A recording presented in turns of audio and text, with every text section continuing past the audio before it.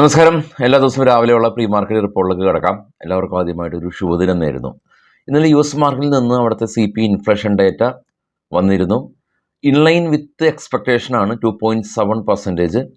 അതുകൊണ്ട് US മാർക്കറ്റിൽ പോസിറ്റീവായിട്ട് തന്നെയാണ്, മിക്സഡ് ആയിട്ടാണ് റിയാക്ട് ചെയ്തത്. അതായത് ടെക്നോളജി ഇൻഡെക്സ് ആയിട്ടുള്ള നാസ്ഡാക്ക് 350 പോയിൻറ്റ് റാലി രേഖപ്പെടുത്തുകയും ഡോ ഒരു 90 പോയിൻറ്റ് മൈനസിൽ ക്ലോസ് ചെയ്തു.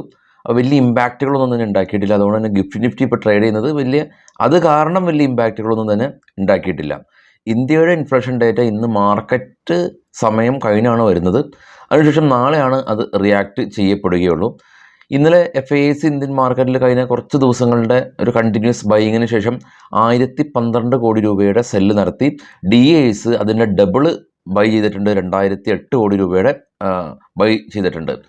നമുക്ക് നേരെ ഗ്ലോബൽ മാർക്കറ്റിലേക്ക് നോക്കാം. ഇന്നലെ റെയിൽവേ സ്റ്റോക്കുകളൊക്കെ ഒരു നല്ലൊരു റിക്കവറി നടത്തിയിരുന്നു. ഗ്ലോബൽ മാർക്കറ്റിൽ ഏറ്റവും ടോപ്പിൽ ബിറ്റ്കോയിൻ വീണ്ടും ജമ്പ് ചെയ്ത് 4490, ഓൾമോസ്റ്റ് $5000 ഉയർന്ന് 1 ലക്ഷം വീണ്ടും അടിച്ചിരിക്കുകയാണ് ബിറ്റ്കോയിൻ. ഒരിക്കലും പ്രതീക്ഷിക്കാതെയാണ് ബിറ്റ്കോയിന് തിരിച്ചുവരവ്. ബ്രന്റ് ഓയിൽ തൊട്ട് താഴെ 71.64, ഗോൾഡ് 2720. അതായത് ഗോൾഡ് ശക്തമായ രീതിയിൽ കയറി. ഇന്ത്യ വിക്സ് 13.21 ഇന്നലെ 4% ഒരു ഫോള്. ഡോ ഫ്യൂച്ചർ ഇപ്പോൾ ട്രേഡ് ചെയ്യുന്നത് നെഗറ്റീവാണ്. എന്നാൽ ഇപ്പോൾ ട്രേഡ് ചെയ്യുന്നത് എല്ലാ ഏഷ്യൻ മാർക്കറ്റും പോസിറ്റീവാണ്. ആദ്യം കാണാൻ നിക്കി ജപ്പാൻ മാർക്കറ്റ് 610 പോയിൻ്റ്, അഥവാ 1.5% റാലി. ഓസ്ട്രേലിയ പോസിറ്റീവാണ്. കോസ്പി കൊറിയ പോസിറ്റീവാണ്. ഷാങ്ഹായ് പോസിറ്റീവാണ്. യൂറോപ്യൻ മാർക്കറ്റ് മൂന്നും പോസിറ്റീവിൽ ക്ലോസ് ചെയ്തു. FTSE, CAC 40, Dax, German, UK, France മാർക്കറ്റുകളാണ്. തൊട്ട് താഴെ കാണാൻ ഡോ 99 പോയിൻറ്റിൻ്റെ ഒരു സ്ലൈറ്റ്ലി ഒരു ഇടിവ്. നാസ്ഡാക്ക് എന്നാൽ 346 പോയിൻറ്റ്, അഥവാ 1.25% ശക്തമായിട്ടുള്ളൊരു rally.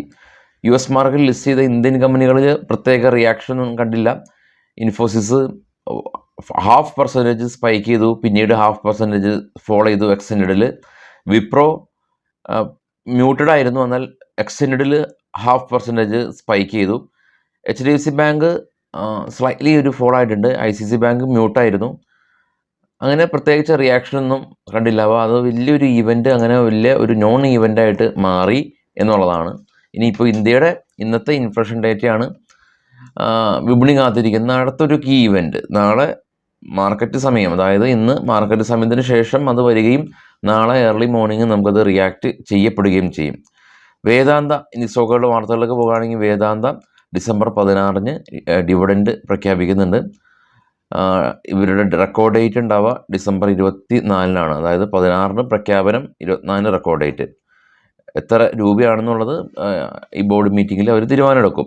നുവാമ wealth company, Edelweiss finance നുവാമ വെൽത്തിലുള്ള ഏകദേശം 7% സ്റ്റേക്ക്, അവരുടെ സ്റ്റേക്ക് വിൽക്കാനായിട്ട് പോവുകയാണെന്നുള്ള ന്യൂസ്. ഗ്ലാൻ ഫാർമ കമ്പനിയാണ്.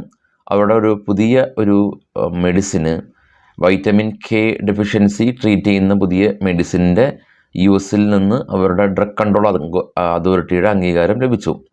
ഗ്രാസിം കമ്പനി 2000 കോടി രൂപ നോൺ കൺവെർട്ടബിൾ ഡിബഞ്ചേഴ്സ് ഇഷ്യൂ ചെയ്ത് ഫണ്ട് റേസ് ചെയ്യുന്നുണ്ട്. Shriram finance company, Shriram housing ഫിനാൻസിലുള്ള 84% സ്റ്റേക്ക് സെല്ല് കംപ്ലീറ്റായി. ഗോദാവരി പവർ കമ്പനി ഗെയിലായിട്ട് RLNG ഗ്യാസ് ഡിസ്ട്രിബ്യൂഷൻ ചെയ്യുന്നതിന് വേണ്ടിയിട്ട് പുതിയ ബിസിനസ് കോൺട്രാക്റ്റ് സൈൻ ചെയ്തു.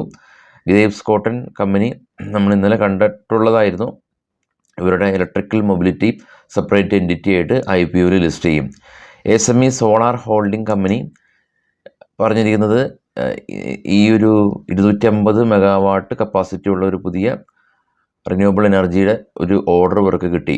വറോക്ക് എൻജിനീയറിംഗ് കമ്പനി, ഇവർക്കും സമാനമായ രീതിയിലൊരു ന്യൂസ് ഉള്ളത്. സിംഗപ്പൂർ ട്രിബ്യൂണൽ ഇവരുടെ ഒരു ബെസ്റ്റി മോട്ടേഴ്സിൻ്റെ ഒരു 50% സ്റ്റേക്ക് അക്യൂർ ചെയ്യുന്ന ഒരു തീരുമാനം ഉണ്ടായിരുന്നു. അത് സിംഗപ്പൂർ ട്രിബ്യൂണൽ ആ ഒരു തീരുമാനം ആക്കി എന്നുള്ള ന്യൂസ്.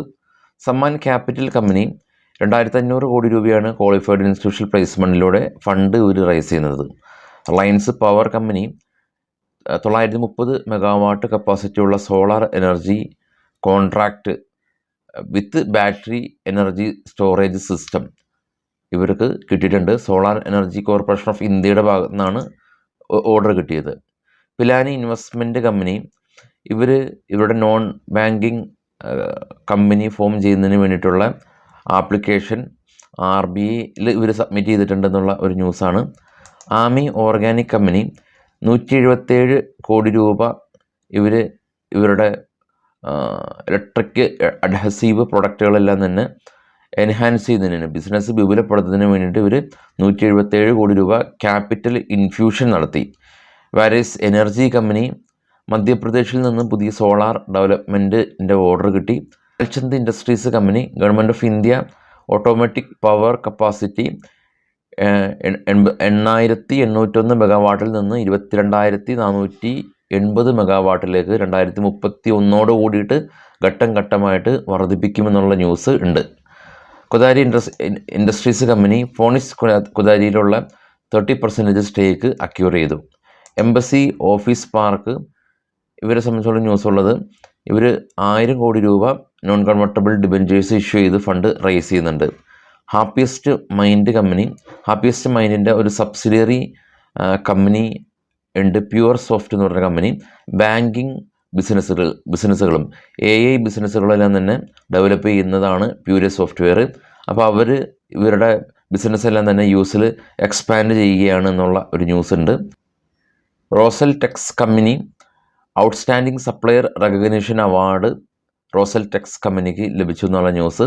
സുമിറ്റ് വുഡ്സ് കമ്പനി 86 കോടി രൂപ ഇവരുടെ പ്ലാന്റ് വിപുലീകരണത്തിന് വേണ്ടിയിട്ട് കമ്പനി മുടക്കുന്നുണ്ട്. സിപ്ല കമ്പനി ഫാർമ കമ്പനിയാണ്.